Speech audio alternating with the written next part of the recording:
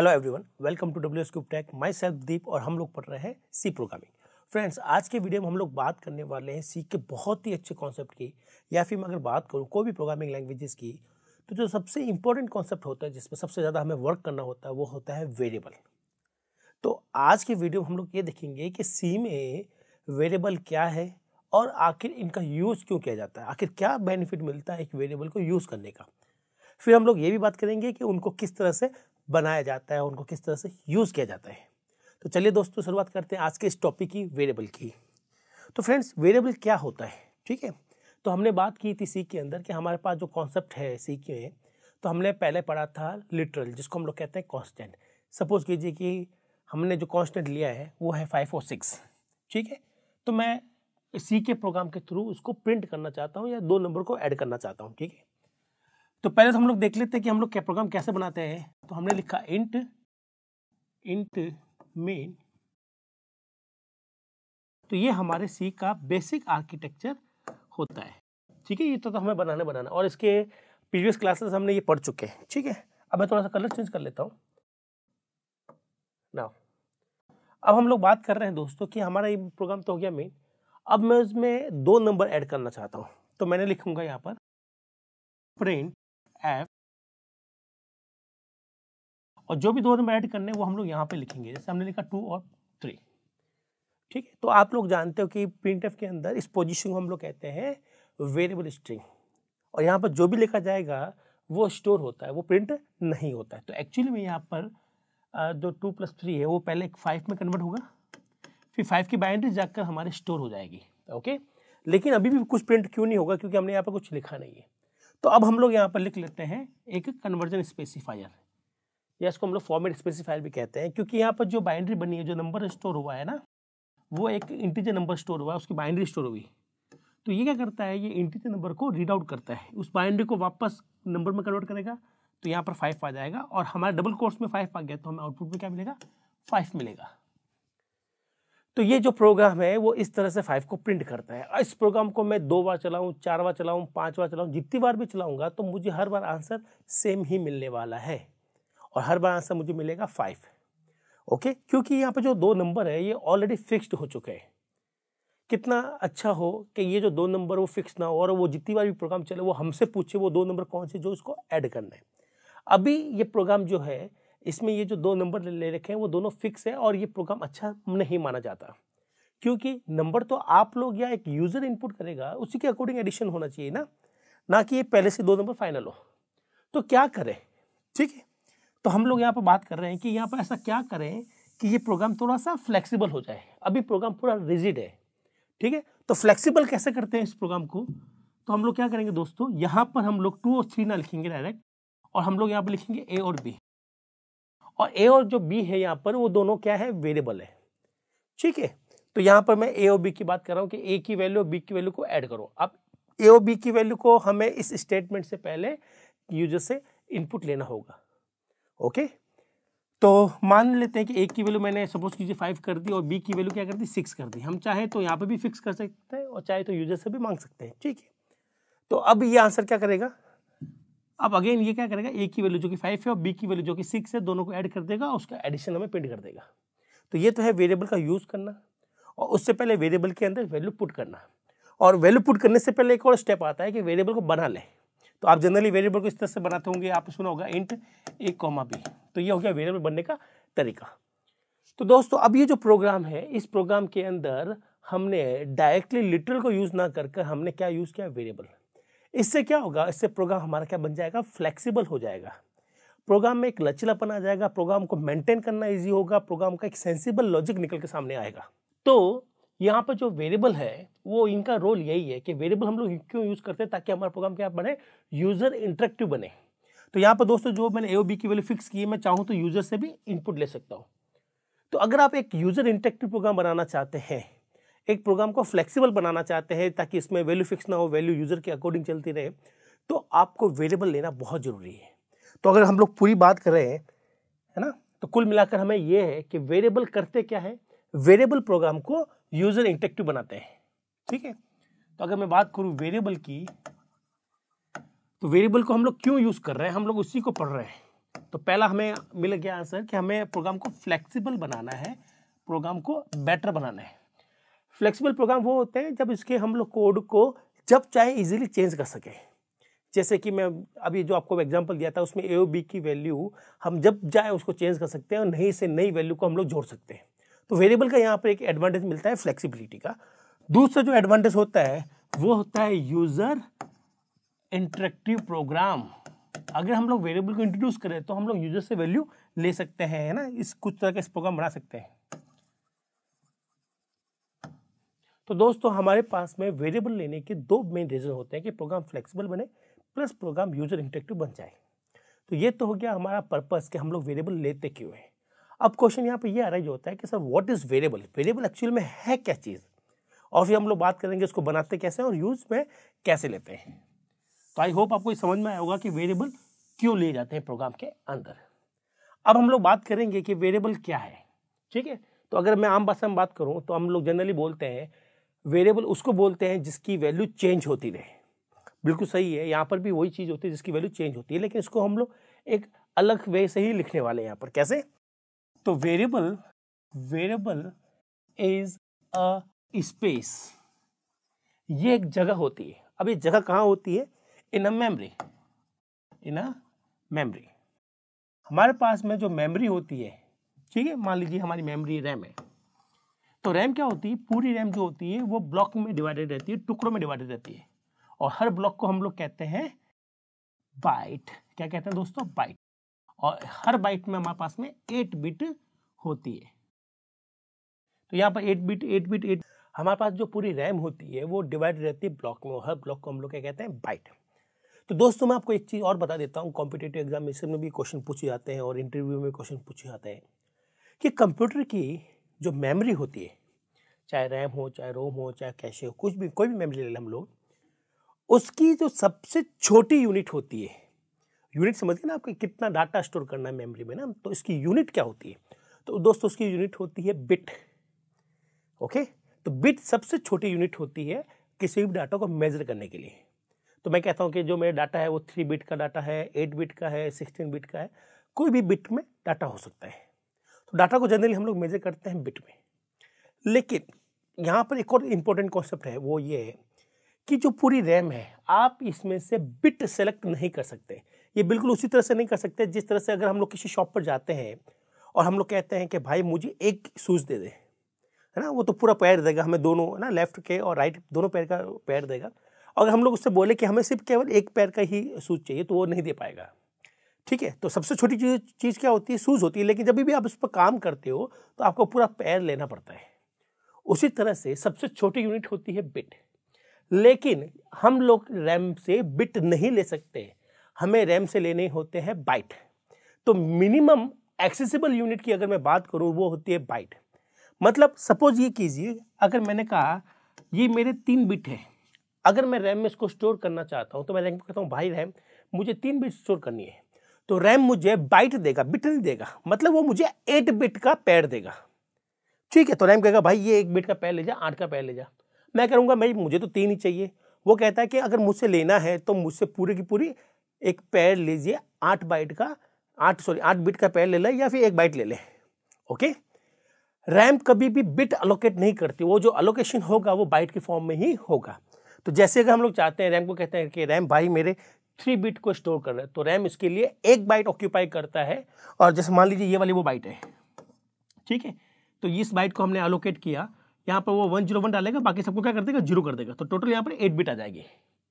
ठीक है, उसी तरह से अगर मैं रैम को कहता हूँ कि रैम मुझे 9 बिट स्टोर करनी है, ठीक है, तो रैम मेरे लिए 2 बाइट अरेंजमेंट करके लाएगा। इसका मतलब ये हुआ कि जब भी हम लोग रैम से अलोकेशन की बात करते हैं, है ना, स्पेस की बात करते हैं, तो रैम हमें क्या देता है? बाइट देता है। ठीक है, इसको याद रखिएगा, इंटरव्यू में और बड़े बड़े कॉम्पिटिटिव लेवल पर ये क्वेश्चन को पूछा जाता है। ठीक है, चलिए यहाँ तक तो हो गया हमारा। अब हम लोग बात कर रहे हैं कि क्या है ये वेरिएबल। तो वापस अपने टॉपिक पर आते हैं। Variable is a space in a memory. हमारी मेमोरी में वो जगह, जैसे मान लीजिए 2 बाइट मैंने ले लिए, ठीक है, मैं थोड़ा सा कलर चेंज कर देता हूँ, आपको और भी बेटर दिखाई देगा। जैसे मान लीजिए मेरे दोस्तों ये मेरी रैम है और मैंने इसमें से 2 बाइट अलोकेट कर लिए। तो मान लेता हूँ ये दोनों बाइट, ये 2 बाइट मैंने अलोकेट कर लिए। तो वेरिएबल एक रैम के अंदर स्पेस है, ठीक है। रैम की जगह हम लोग कोई भी मेमोरी की बात कर रहे हैं, फिक्स नहीं है रैम ही हो, कोई भी किसी भी तरह की मेमोरी हो सकती है। तो variable is a space in a memory, okay. Memory में कोई जगह है which store some value, which store some value, जो कि कुछ वैल्यू स्टोर करता है, सम वैल्यू। अब ये जो वैल्यू स्टोर करेगा वो जाहिर सी बात है बाइनरी की फॉर्म में करेगा, ठीक है। Which store some value that can be change during program execution. तो ये तो हुई रैम की बात। मैं वापस समझा देता हूँ क्या कहना चाह रहा हूँ। हमारे पास कोई भी मेमोरी हो, चाहे रैम हो, रोम हो, रजिस्टर हो, तो कोई भी मेमोरी हो, तो हमारे पास वेरिएबल क्या होंगे? वेरिएबल किसी भी मेमोरी में वो जगह जिसमें कोई भी वैल्यू स्टोर करते हैं, और वो जो वैल्यू वो बाइनरी के फॉर्म में स्टोर होगी, ठीक है। तो मैं सपोज करता हूँ मैंने यहाँ पर लिखा 5, एक्चुअली में 5 स्टोर नहीं होता, 5 की बाइनरी स्टोर होती है, लेकिन हम लोग समझने के लिए 5 लिख रहे हैं। तो रैम के अंदर वो जगह जहाँ हमने कोई वैल्यू स्टोर की है, और यहाँ पर जो वैल्यू स्टोर की है उस वैल्यू को मैं जब चाहे चेंज कर सकता हूँ। मतलब मैं जब चाहूँ तो मैं यहाँ पर 10 भी डाल सकता हूँ, तो 5 हट जाएगा, 10 आ जाएगा। तो मैं जितनी बार चाहूँ, प्रोग्राम चलते समय, जब प्रोग्राम एग्जीक्यूट हो रहा है उस समय हम लोग इस वैल्यू को जितनी बार चाहे उतनी बार चेंज कर सकते हैं। तो दोस्तों ये होता है वेरिएबल का कॉन्सेप्ट। कि वेरिएबल क्या है? कुछ नहीं है, हमारे पास जितनी भी मेमोरी है उसमें से कोई भी एक मेमोरी के अंदर छोटी सी जगह होगी जो हमारे पास में कोई वैल्यू स्टोर करके रखेगी, और बाद में जिसको जब चाहे प्रोग्राम के चलते समय हम लोग जितनी बार चाहे उसको चेंज कर सकते हैं या उसको यूज़ कर सकते हैं। तो आई होप आपको ये जो वेरिएबल की डेफिनेशन है वो बिल्कुल समझ में आई होगी, ठीक है। तो ये तो होगी हमारे पास में वेरिएबल क्यों हमने लिया और वेरिएबल क्या होता है, ठीक है। अब बात करते हैं कि वेरिएबल बनाते कैसे हैं और बनाता कौन है। ये थोड़ा सा और इम्पोर्टेंट टॉपिक है। जनरली इस टॉपिक को हम लोग पढ़ते नहीं कि वेरिएबल को बनाता कौन है। आज हम लोग बात करेंगे कि वेरिएबल को किस तरह से बनाया जाता है कंप्यूटर के अंदर और सी के थ्रू। तो इसको मैं एक बार इरेज कर देता हूँ। अब हम लोग बात करते हैं वेरिएबल बनाने की। तो दोस्तों यहाँ पर थोड़ा सा हमें फंडामेंटल का भी यूज़ करना पड़ेगा। वेरिएबल कहाँ बनते हैं? मेमोरी में बनते हैं, ओके। तो ये मेरी मेमोरी है, और ये मेमोरी कोई भी मेमोरी हो सकती है, ठीक है। रैम, रोम, रजिस्टर एक्सेट्रा। अब जितनी भी मेमोरी होती है सबके सब क्या होती है? हार्डवेयर होती है, ओके। नाउ अब हार्डवेयर को चलाने की जो कैपेबिलिटी है वो सी के पास में अभी तक तो नहीं है। हम लोग ये कहते हैं कि हार्डवेयर से अगर इंटरेक्ट करना है, ठीक है, तो इंटरेक्ट करने का सारा जिम्मेदारी ओएस की होती है, ठीक है। मैं इसको नीचे लिख देता हूँ, ज़्यादा बेटर रहेगा। Operating system. तो ऑपरेटिंग सिस्टम वो सिस्टम सॉफ्टवेयर होता है हमारे सिस्टम में जो हार्डवेयर को कंट्रोल करता है। अभी हम लोग सी की बात ही नहीं कर रहे हैं, ठीक है, ये जनरल कंप्यूटर समझा रहा हूँ। तो इस रैम में क्या होगा या क्या नहीं होगा, इसका पूरा कंट्रोल कौन करेगा? ओएस करेगा, ठीक है। तो ये तो हमारे सभी कंप्यूटर में होता ही होता है। अब मैं आ जाता हूँ सी की बात करने के लिए। ये हमारा सी का प्रोग्राम है, यहाँ हम लोग सी का प्रोग्राम है, और यहाँ है हम लोग यूजर। ये हमारा कोडर है, वो प्रोग्रामर है, और उसके प्यारे प्यारे बाल भी है। नाउ अब यूजर क्या करता है? जो प्रोग्रामर होता है वो क्या करता है? वो मेमोरी में वेरिएबल बनाना चाहता है, ठीक है। तो यूजर डायरेक्टली हार्डवेयर से इंटरेक्ट नहीं कर सकता। जैसे कि मैं जाकर स्पीकर के कान में बोलूँ कि स्पीकर भाई गाना चला दे, तो स्पीकर गाना नहीं चलाएगा, ठीक है। अगर गाना चलाना है तो आपको एक एप्लीकेशन यूज़ कीजिएगा, वो एप्लीकेशन ओएस से बात करेगी, फिर ओएस उसको रन करेगा। तो कोई भी यूजर हम लोग डायरेक्टली हार्डवेयर को कमांड नहीं दे सकते, ठीक है। नाउ फिर सी के प्रोग्राम के पास भी कैपेबिलिटी नहीं है सीधा मेमोरी को यूज़ करने की। तो हम लोग क्या करेंगे? सी के प्रोग्राम को यूजर बोलेगा सी के प्रोग्राम को, सी का प्रोग्राम ओएस से रिक्वेस्ट करेगा, और ओएस जाएगा और जो भी रिक्वेस्ट सी ने प्रोग्राम ने की है ओएस उसके बिहाफ पर क्या बनाएगा? मेमोरी बनाएगा। तो आई होप आपको ये क्लियर हुआ होगा कि किस तरह से काम होता है। मैं आपको एग्जांपल देता हूँ, ठीक है। अब मुझे यहाँ पर मेमोरी लेनी है, ओके। तो मैं यहाँ पर कितनी भी मेमोरी ले सकता हूँ, एक वेरिएबल बना सकता हूँ, 2 बना सकता हूँ, 4 बना सकता हूँ। तो मैं वेरिएबल सारे यही बनाने वाला हूँ। तो सबसे पहले कितने वेरिएबल होंगे? 1, 2 या 3, कितने भी हो सकते हैं। तो सभी वेरिएबल को आइडेंटिफाई करने के लिए उनको एक नाम की जरूरत पड़ेगी, ठीक है दोस्तों। तो मैं सबसे पहले क्या करूँगा, यहाँ मैं सी के प्रोग्राम में जाऊँगा और यहाँ पर मैं एक नाम लिखूंगा। जैसे सपोज करो मैं नाम लिखा ए, ठीक है। तो मैं ए नाम का वेरिएबल बनाना चाहता हूँ, ठीक है। और फिर मैंने इसके आगे लिख दिया बी। तो ये मैं दो वेरिएबल बनाना चाहता हूं, ए नाम का और बी नाम का, तो मैं इस तरह से कितने भी वेरिएबल बना सकता हूं सी के प्रोग्राम के अंदर। ठीक है, तो यहां पर ए और बी नाम के वेरिएबल बनाने की बात हो चुकी है। लेकिन अब यह बात है कि रैम तो बहुत बड़ी होती है, इसमें तो हजारों लाखों बाइट्स होती है, तो कितनी बाइट ए को मिलनी चाहिए, कितनी बाइट बी को मिलनी चाहिए। ठीक है, ये भी तो बताना जरूरी है। ये बिल्कुल क्वेश्चन उसी तरह से है जिस तरह से मैं अगर किसी आर्किटेक्चर को बोलूं कि आर्किटेक्ट भैया मेरे लिए एक घर बनाना है, तो ऐसे ही नहीं कि वो बिना मुझसे कुछ और पूछे हुए घर बना के दे देगा। सबसे पहले वो मुझसे साइज पूछेगा कि भैया अपना साइज क्या है, उसके अकॉर्डिंग वो डिजाइनिंग करेगा। यस है ना। उसी तरह से हम लोग सीधा एक कमांड भेज रहे हैं सी से, ओएस को बोल रहे हैं कि ओएस हमारे लिए ए और बी नाम के वेरिएबल बना दे, तो ओएस क्या पूछेगा कि भैया सी ये तो बता दीजिए कि इसमें हमारे पास में ए के लिए कितनी बाइट चाहिए, कितनी स्पेस चाहिए, कितने बाइट चाहिए, वो तो बता दीजिए, अदरवाइज ओएस नहीं बना पाएगा। तो हमें नाम के साथ साथ एक चीज और बतानी पड़ती है, वो होती है साइज। तो साइज हम लोग डाटा टाइप की फॉर्म में बताते हैं। तो ये है डेटा टाइप। ठीक है, तो मैंने यहाँ पे लिख दिया इंट और यहाँ लिख दिया मैंने फ्लोट। तो दोस्तों ये है डेटा टाइप, हम लोग आगे इसकी बात करेंगे पूरे डिटेल में।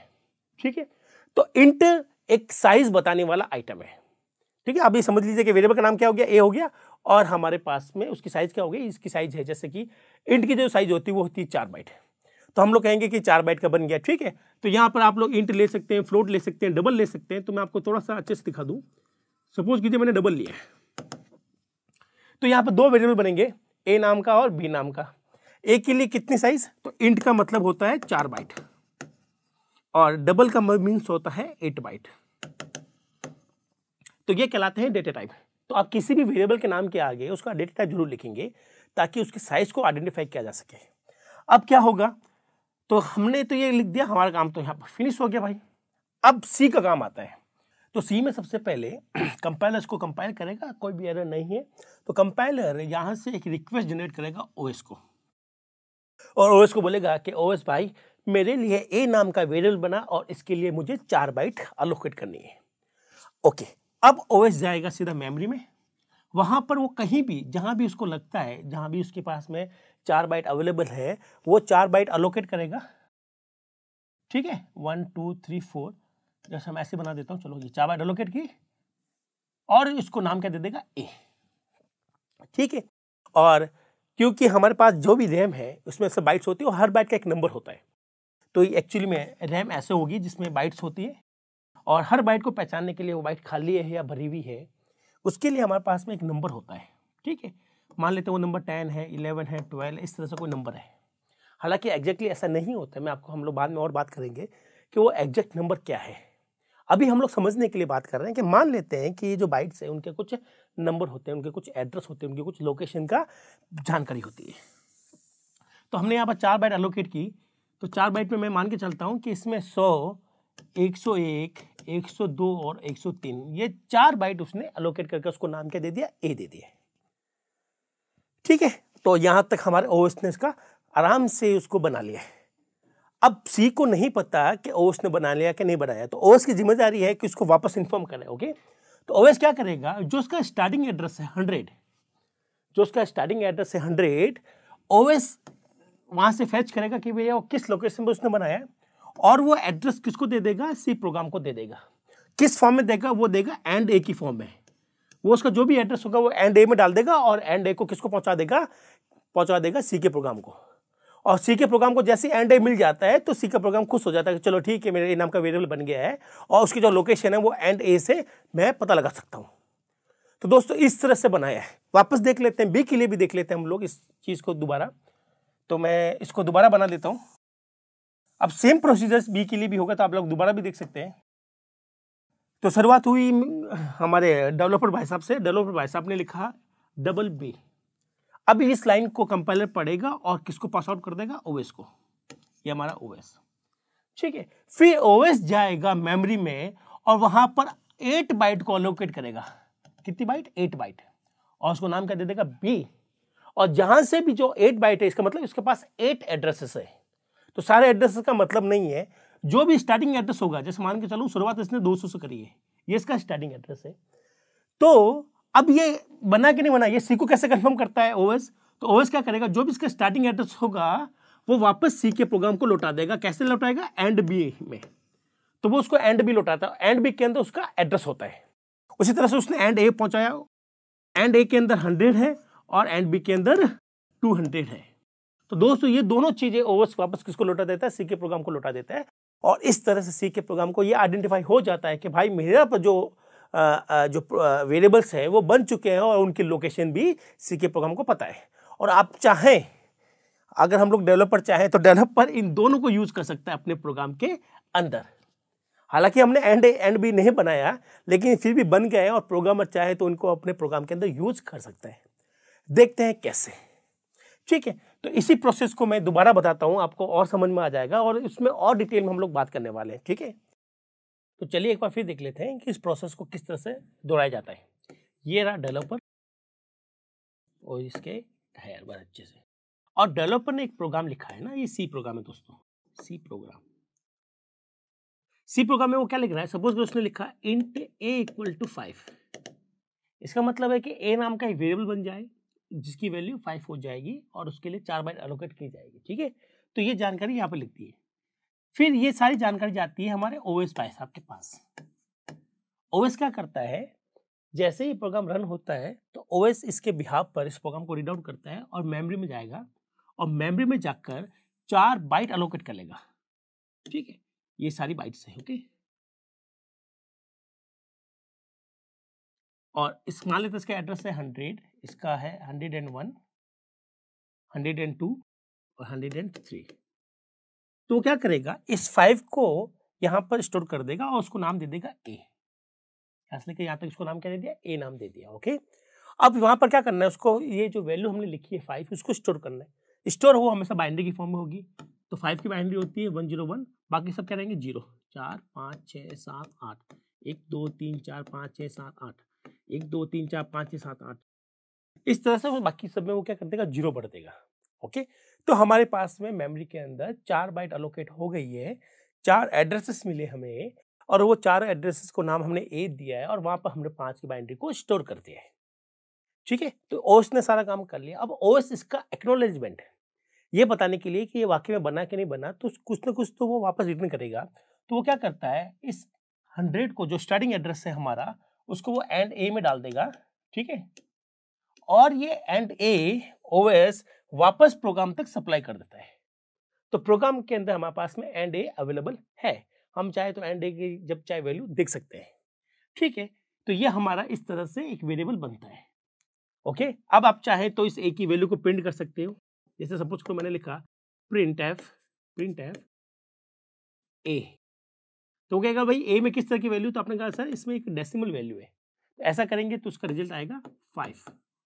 ओके, और अगर आपने ऐसा लिखा दोस्तों प्रिंट एफ, मेरे पास जगह नहीं तो मैं तो थोड़ा सा बाल लिख देता हूँ, एंड ए को हम लोग प्रिंट करवा रहे हैं। किसको करवा रहे हैं, एंड ए को प्रिंट करवा रहे हैं। और एंड ए में क्या है, एंड ए के अंदर एक एड्रेस है, और ये जो दोस्तों एड्रेस होता है, अब मैं आपको बता देता हूँ कि ये जो एड्रेस है एक्चुअली में ये एक डेसिमल नंबर नहीं होता, ये होता है हेक्साडेसिमल नंबर। और आपने अगर प्रीवियस वीडियो देखें तो आपको पता होगा कि हेक्साडेसिमल नंबर हमेशा हम लोग लिखते हैं 0x की फॉर्म में, 0x100। मान लेते ये इसका एड्रेस है। ठीक है, तो हमने लिखा 0xFF0, कोई भी एक एड्रेस आ सकता है, FABC कुछ भी आ सकता है डेसिमल नंबर में। तो एक्चुअली में जो एड्रेस होता है वो एक हेक्साडेसिमल फॉर्म में होता है। तो जनरली कंपनियां ये भी पूछती है कि हमारे पास जो मेमोरी होती है उसमें मेमोरी जो डिवाइडेड रहती है ब्लॉक्स में, जिसको हम लोग बाइट कहते हैं, उसका एड्रेस किस फॉर्मेट में होता है। तो उसका एड्रेस दोस्तों फॉर्मेट होगा उसका हमारे पास में हेक्साडेसिमल। तो एक्चुअली में एंड ए में एक हेक्साडेसिमल वैल्यू है, ठीक है, जो कि एड्रेस है। अब इसमें जो हेक्साडेसिमल नंबर है उसको प्रिंट करने के लिए हम लोग %d का यूज नहीं कर सकते, तो आपको यहाँ तो या यूज करना पड़ेगा स्मॉल x या कैपिटल X, या आप लोग यहाँ पर यूज कर सकते हो %p। p का मतलब पॉइंटर होता है या फिर p का मतलब एड्रेस होता है। ठीक है, तो एड्रेस को प्रिंट करने के लिए या तो हम लोग %p का काम लेंगे या फिर %x या कैपिटल X का काम लेंगे। ठीक है, जब ऐसा लिखेंगे तो आपके पास में आउटपुट आ जाएगा जो भी हमारा एड्रेस होगा। तो इस तरह से हमने देखा कि हमारा सी के प्रोग्राम के अंदर किस तरह से वेरिएबल बनाए जाते हैं। अब हम लोग बात करेंगे दोस्तों कि ये जो वेरिएबल बन गए हैं हमारे सी के प्रोग्राम के अंदर, इसमें और क्या क्या हो रहा है। ठीक है, तो ये तो मैंने बताया कि कैसे कौन बनाता है एक्चुअल में और कहाँ पर बनते हैं ये। अब हम लोग बात करेंगे, इसको समझेंगे। ठीक है, सी में देखते हैं कि इस लाइन को और क्या क्या मतलब हो सकता है, क्या क्या नहीं हो सकता। तो ये हमारे वेरिएबल बिहाइंड द स्क्रीन कैसे बनाते हैं और कौन बनाता है और किस मतलब कहाँ बनता है। ओके, अब हम लोग बात करेंगे कि वेरिएबल के लिए एक प्रोग्रामर क्या लिखेगा। तो प्रोग्रामर जब वेरिएबल को बनाता है तो उसके लिए कुछ स्टेटमेंट लिखना पड़ता है, जैसे कि इंट ए, इंट बी, या उनकी वैल्यू भी डाल देता है। तो इनको हम लोग कहते हैं डिक्लेरेशन। क्या कहते हैं दोस्तों? डिक्लेरेशन। तो अब हम लोग अपना थर्ड पॉइंट पढ़ लेते हैं, डिक्लेरेशन ऑफ वेरिएबल। कि वेरिएबल को बनाते कैसे हैं, प्रोग्रामर क्या लिखेगा कि वेरिएबल बन जाएगा। तो अभी हमने जस्ट एग्जांपल देखा था कि हमने लिखा था इंट ए, तो ये हमारा डिक्लेरेशन कहलाता है। तो डिक्लेरेशन जो है, ठीक है, ये तो हमने एग्जांपल डिस्कस किया था। अब मैं आपको बताता हूँ कि उसका सिंटैक्स क्या होता है, मतलब इसको किस तरह से हम लोग लिखते हैं। तो अगर हम लोग सिंटैक्स देखें डिक्लेरेशन का कि वेरिएबल बनाने के लिए क्या लाइन लिखे, किस तरह से लिखे, तो आपको यहाँ पे लिखना होता है एक तो नेम ऑफ वेरिएबल, आप एक वेरिएबल का नाम लिखेंगे, ठीक है, और उसके आगे आप लोग लिखेंगे डेटा टाइप। क्या लिखेंगे दोस्तों? Data type. ये दो चीज आप लोग लिखेंगे और पीछे लगा देंगे सेमीकोलन, क्योंकि ये एक स्टेटमेंट है। तो कोई भी वेरिएबल बनाना है तो आपको दो चीज सप्लाई करनी पड़ती है, वो है एक तो वेरिएबल का नाम और दूसरा है वेरिएबल का डेटा टाइप। अब ये जो नाम है ये हेल्प करता है वेरिएबल को आइडेंटिफाई करने के लिए, कि हमारे पास में अगर 4 वेरिएबल है तो चारों को हमने अलग अलग नाम देंगे। एक नाम के 2 वेरिएबल हम लोग नहीं बना सकते प्रोग्राम के अंदर, तो हम क्या करेंगे, हम लोग 4 वेरिएबल या 5 वेरिएबल बनाना चाहते हैं, सबको अलग अलग नाम देंगे ताकि हमारा सी का प्रोग्राम उनको इंडिविजुअली आइडेंटिफाई कर सके। ठीक है, तो यहाँ पर कोई भी आप नाम देना चाहें वो दे सकते हैं। नाम देने के लिए आप एक आइडेंटिफायर का यूज करेंगे। आइडेंटिफायर वो वर्ड्स होते हैं, वो टोकन होते हैं जिसको हम लोग डिजाइन करते हैं। इसका मतलब ये हुआ कि यहाँ पर जो वेरिएबल का नाम है ये पहले से फिक्स नहीं है, आपको जो इच्छा है वो आप लोग नाम बना सकते हैं, क्योंकि वेरिएबल का नाम जो है वो एक आइडेंटिफायर कीवर्ड है, नहीं सॉरी आइडेंटिफायर टोकन है। तो जो आइडेंटिफायर का मतलब होता है ऐसे टोकन या ऐसे शब्द जिसको यूजर डिजाइन करता है, अपने अकॉर्डिंग डिजाइन करता है, और उसका कोई पहला मीनिंग नहीं होता। मतलब आप यहाँ पर जो भी नाम लिख रहे होंगे वो एक्सेप्ट कर लेगा। और आइडेंटिफायर के कुछ रूल्स भी होते हैं जिसकी हमने प्रीवियस क्लासेस में बात की थी। यहाँ पर आप उन रूल को ध्यान रखते हुए कोई भी एक नाम डिजाइन कर सकते हो, जैसे अपने अकॉर्डिंग। जैसे आप यहाँ पर नाम ले सकते हो ए, ठीक है, या F2, या फिर A_B। आप इस तरह के नाम यहाँ पर ले सकते हो, और जरूरी नहीं कि शुरुआत नाम की ए से ही हो, बी से भी ले सकते हो, XYZ भी ले सकते हो, अंडरस्कोर से भी शुरुआत कर सकते हैं नाम की। ये सब आइडेंटिफाई के रूल्स होते हैं जो कि हमने प्रीवियस क्लास में पढ़े। अब डेटा टाइप कैसे बताते हैं? तो डेटा टाइप के लिए हमारे पास में कीवर्ड्स है। क्या दोस्तों? कीवर्ड है। कुछ कीवर्ड ऐसे होते हैं, हमारे पास सी में बहुत से कीवर्ड होते हैं, तो कुछ कीवर्ड ऐसे हैं जिनका काम होता है डेटा टाइप, जैसे कि वॉइड, ठीक है, और char, int, float, double, etcetera etcetera. तो हमारे पास में ये सब क्या है? ये सारे के सारे हमारे पास में डेटा टाइप है। अब ये डेटा टाइप करते क्या है? डेटा टाइप दो चीज बताते हैं। तो डेटा टाइप बताता है साइज, ये बताता है कि यहाँ पर जो वेरिएबल बनाया गया है उसकी लेंथ कितनी होगी मेमोरी के अंदर। ठीक है, तो डेटा टाइप हमारे पास में बहुत से होते हैं, मैंने तो यहाँ पर कुछ एक एग्जाम्पल लिखे हैं। तो ये आपको जो डेटा टाइप होंगे वो आपको दो चीज बताते हैं। एक तो बताता है साइज, कि आपकी जो मेमोरी होगी वो कितनी बाइट लेगी। फिर ये बताता है टाइप।